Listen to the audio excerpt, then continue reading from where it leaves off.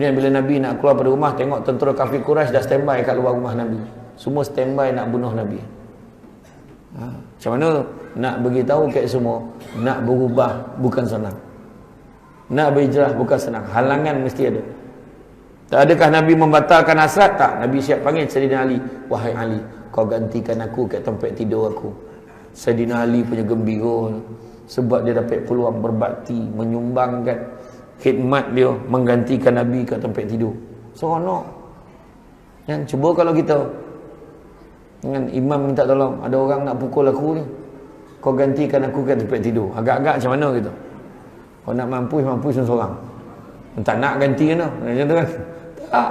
Tapi sebab Nabi suruh, maka semua rasa seronok. Sayyidina Ali rasa seronok. Nak keluar dari rumah, tentera dah keliling. Macam mana nak buat? Nabi pun bacalah ayat waja'alna min baini aidihim saddan wa min khalfihim saddan fa asyainahum wa hum la yubsirun. Itu biasa kita baca dalam surah apa? Surah Fatihah. Surah apa? Tahu tak apa. Ingat kau nak lolap tadi saja nak cuba tu, tengok kan. Surah Yasin. Kan di mana penghadang di hadapan mereka, kan tembok penghadang di belakang mereka, ditutup pandangan mata mereka dan mereka tidak melihat. Tapi dia tengok tak? Dia tengok tapi tak nampak. Itu yang Ustaz kat Kuala Lumpur tu cakap, baca ayat ni kalau nak elakkan speed trap. Baca. Sebelum masuk highway baca. Kono juga lah Ustaz. Rupanya polis tu masa pasang kamera tu, dia dah baca dulu. Jadi dia nampak kita tak nampak dia. Tu yang kono tu. Dia yang AES tu ceneke tu memang boleh tahu, tapi yang dia pasang kat tepi jalan tu, itu tak terdaya tu kan. Tiba-tiba dah kena tahan ke ujung tu kan. Jadi Nabi keluar dan Nabi siap ambil pasir letak kat kepala tentera-tentera tu pun masih tak nampak. Nak tunjukkan kuasa Allah. Allah kalau nak bagi jadi. Masalah kecilnya hal setakat nak tutup mata dia tak ada hal. Kita yang nampak kan, kita cuma orang perempuan banyak kali tak suruh orang lelaki cari barang kat dapur tapi tak jumpa. Banyak kali kan. Maknanya macam mana tu? Dia selalu cesin. Jadi kita tak nampak.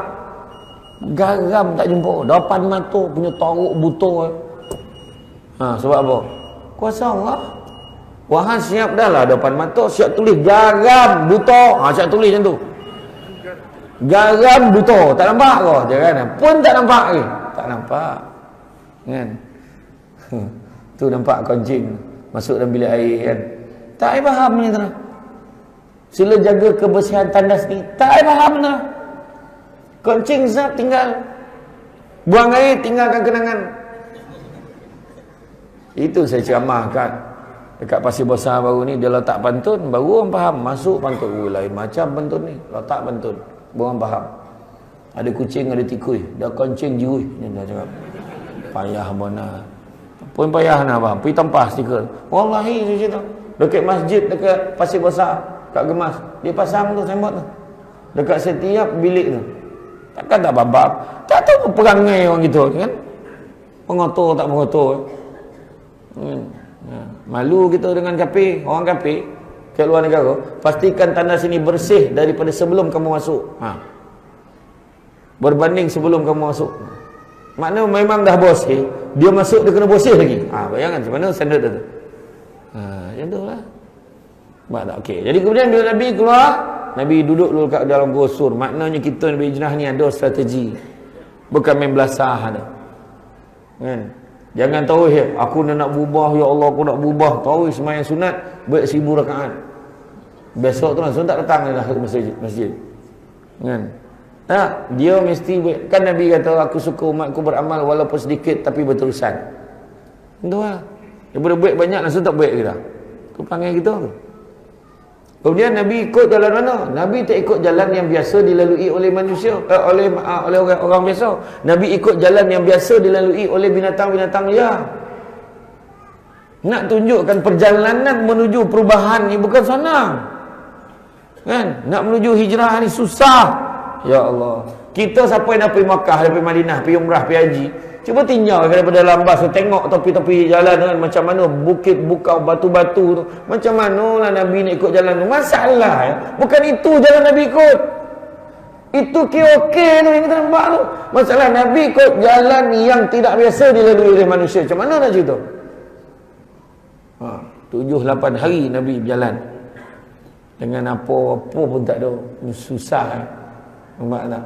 Hijrah memerlukan pengorbanan. Hijrah memerlukan perjuangan. Sampai di Kuba, benda pertama Nabi buat dengan tulang pek korek Nabi bina masjid. Nak beritahu, masjid ni penting. Masjid Al-Wusta ni penting. Pada-pada taman-taman perumahan baru heboh. Takkan tempat kita tak ada surau. Takkan tempat kita tak ada masjid. Dah siap, dia tak datang. Bila ada masjid, hidup dengan masjid ni. Hidup dengan masjid. Bertuah tuan-tuan, dah lah ada masjid. Kan Chania punya selesa kapet tabal, bila sujud tabanam muka. Kalau imam sujud lama tadi, alamat ramai terkorban tadi. Kan? Jangan selesa aircon menobut mana? Aircon bukannya jenis calang-calang lah. Mangan latuk dia sajuk kalau on semua ni. Tu belum buka kipis tak tahulah apa yang tinggal. Nah, alamat ramai lah yang semayang bawa inhaler tu. Sedut tu kan, tak tahan sambut. Pula Nabi bina Masjid Kuba. Kemudian daripada tu, bila Nabi sampai di Yathrib, Nabi disambut dengan gilang gemilang cukup meriah. Yang menyambut Nabi tu, tala'al badru alaina min saniyatil wada' wajaba syukru alaina mada'a lillahi da'. Macam tu lah semangat senyum, suka Nabi sampai. Ini grup mahabban perempuan lah. Tala'al badru alaina. Marah ke apa? Kan kono geriang gembira membayangkan Nabi sampai. Tala'al badru alaina, telah datang bulan purnama kepada kami. Min zaniyatil wada', dari lembah Wada' muncul Nabi masa tu. Wajaba syukru alaina, maka wajiblah kami syukur.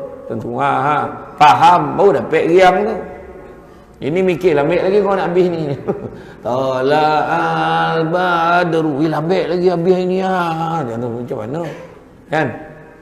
Nak beritahu.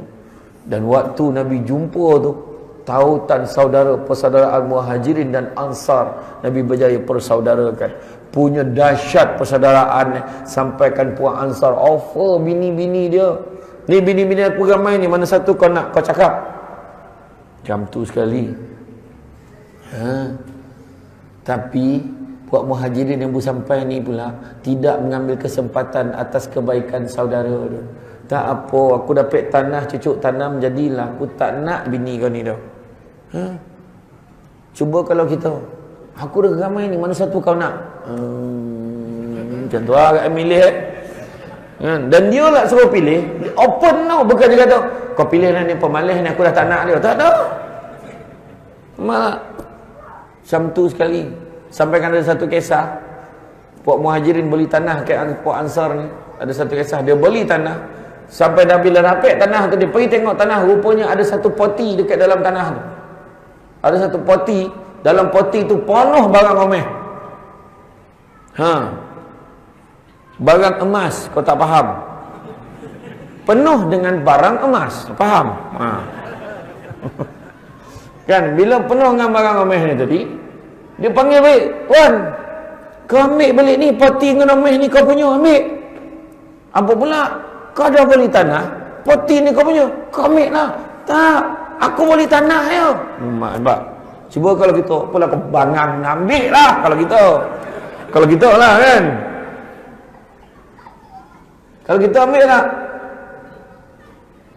Yalah, lalu kektol gambang buat apa-apa dia hulu semua dia ambil. Ni t-shirt sempena dengan minggu kemerdekaan. Bang ambil bang. Tengah bini tu ambil semua.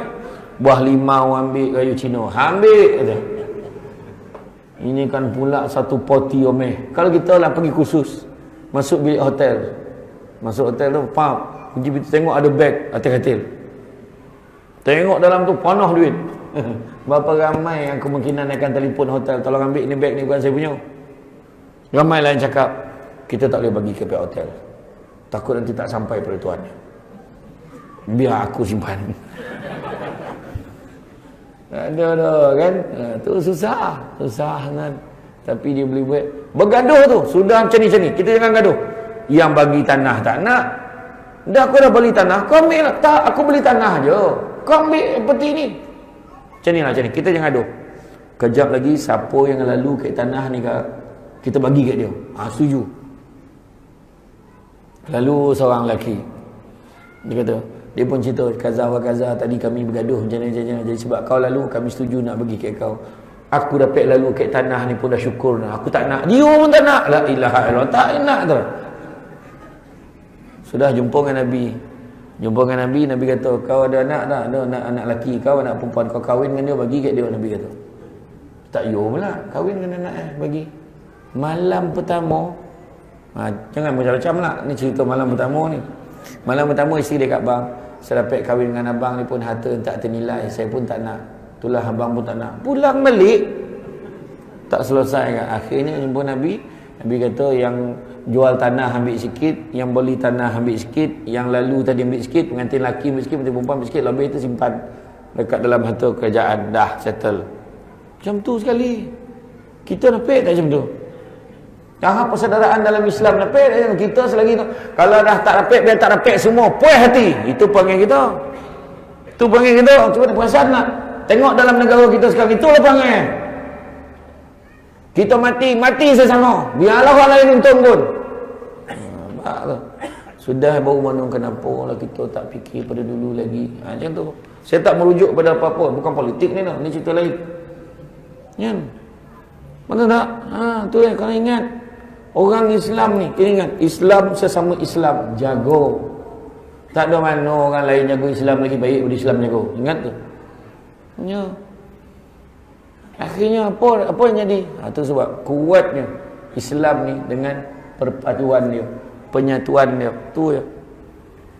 Saya ceramah dengan masa surau dekat Shah Alam MSU Shah Alam. Untuk mengutip dana pembinaan masjid. Pembinaan masjid dekat Kelang. Kos pembinaan masjid 9.6 juta. Saya cakap dengan masa surau, bilo dapat ni bang, gilo banyak saya kata. Rupa-rupa malam tu bukan malam yang pertama. Daripada awal tahun sampailah bulan 6, bulan 7 tu rupa-rupanya tinggal 800,000 sahaja lagi yang belum cukup. Mana 8 juta lebih dah ada. Nak tunjukkan orang Islam ni, kalau dia satu hati, dia nak tolong, settle. Yang penting kena kuat semangat. Kalau setakat tabung Ma'had Tahfiz Furqan ni, berapa nak? Cakap ya Ustaz, cakap. Berapa nak? Macam tu garam kan kata. Kan? Kita kalau boleh kita nak bina ni, kita nak buat ni, settle. Macam tu. Kutip duit, lancar tu, bagi tu. Kita awal bulan, tengah bulan dapat bonus, tak dapat bonus, semua sama mempertahankan keseringgitannya. Singgit tak baby. Singgit menyam. Siap saluk tu. Mana duit? Saluk belakang. Saluk. Snap. RM5. Kira tu. Masuk dalam tabung. Orang topuk belakang. Apa hal? Kawan tu dulu. Mak 100 bagi. Dia pun masukkan. Dah habis semayang, dia salam dengan kawan tu. Steady kau bang. 100 kau bagi bang. Tak ada. Masa kau saluk paket kau tadi, duit kau juga jatuh tu. Duit dia. Mana kawan tu? Mak banyak aku bagi ni RM100 bagi. Kita rasa banyak. Jangan risau, Allah bagi gantilah. Apa dah hal? Apa dah hal? Dah sebut dah tadi. Apa benda-benda yang kita kena buat?